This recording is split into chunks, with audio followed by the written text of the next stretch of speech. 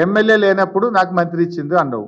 అవును బరాబరే కదా సార్, నీకు రాజకీయ భిక్ష పెట్టిందే కాంగ్రెస్, ఏంది ఇప్పుడు కాదంటావా ఏంది మళ్ళా? నేను మంత్రి అయినాడు నా కారు ముంగట నాతో పాటు డ్యాన్స్ చేసినావు నువ్వు. అయితే ఇప్పుడు నువ్వు గొప్ప అంటున్నావా లేదంటే రేవంత్ రెడ్డి గొప్పోడు అంటున్నావా? నీ కారు ముందట డ్యాన్స్ చేసిన ఆయనే రాష్ట్రానికి ముఖ్యమంత్రి అయ్యాడు, నువ్వేడున్నావు? మంత్రి పదవి పోయి ఉత్త ఎమ్మెల్యేగా ఉన్నావు. మా బీఆర్ఎస్ పొత్తుతోనే నువ్వు మొదటిసారి ఎమ్మెల్యే అయినావు. నీకు కృతజ్ఞత ఉన్నదా బీఆర్ఎస్ పార్టీ మీద? మరి నీకేమన్నున్నదా?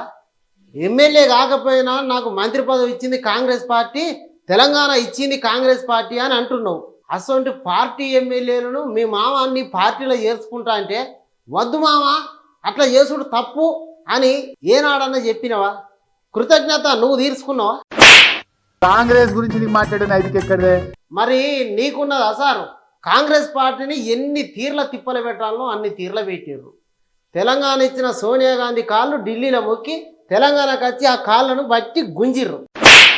నేను మంత్రి పదవికి రాజీనామా చేసినప్పుడు గన్ పార్క్ దగ్గర నా వెనక నిలబడి నువ్వు చిన్నగా ఉంటావు కనుక నిక్కి నిక్కి టీవీలో కనబట్టేందుకు చూసినోడి నువ్వు. నిక్కుకుంటా చూసినోడే ఇవాళ మిమ్మల్ని అందరినీ తొక్కుకుంటూ వచ్చి సీఎం కుర్చీలో కూర్చున్నాడు. మీరేడున్నారు? కనీసం ప్రధాన ప్రతిపక్ష నాయకుడని అయ్యిర్రా? పోనీ నీకు పార్టీకి వర్కింగ్ ప్రెసిడెంట్ పదవి వస్తుందా? వస్తుందన్న నమ్మకం ఉన్నదా? రాబోయే కాలంలో ఎప్పుడన్నా రేవంత్ రెడ్డి సార్ తీరుగా ముఖ్యమంత్రి కాగలుగుతావా? ఉగాల మీరు ముఖ్యమంత్రి కావాలంటే బీఆర్ఎస్ పార్టీ అధికారంలోకి రావాలి. అది ఇంకో 10 ఏళ్ళు అయ్యేటట్టుగా అనిపిస్తలేదు.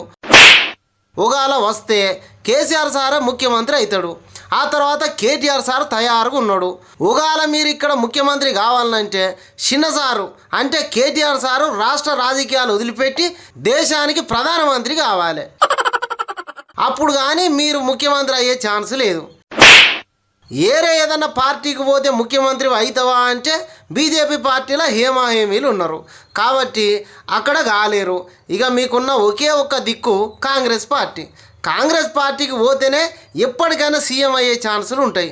కాబట్టి ఫామ్ హౌస్లు ఉన్న మామ ఫారెన్ కంట్రీలు తిరిగే బామర్దిని నమ్ముకుంటే నీకే నష్టం జరుగుతుంది. ఆలోచన చేసుకోండి, ఇక మీ ఇష్టం.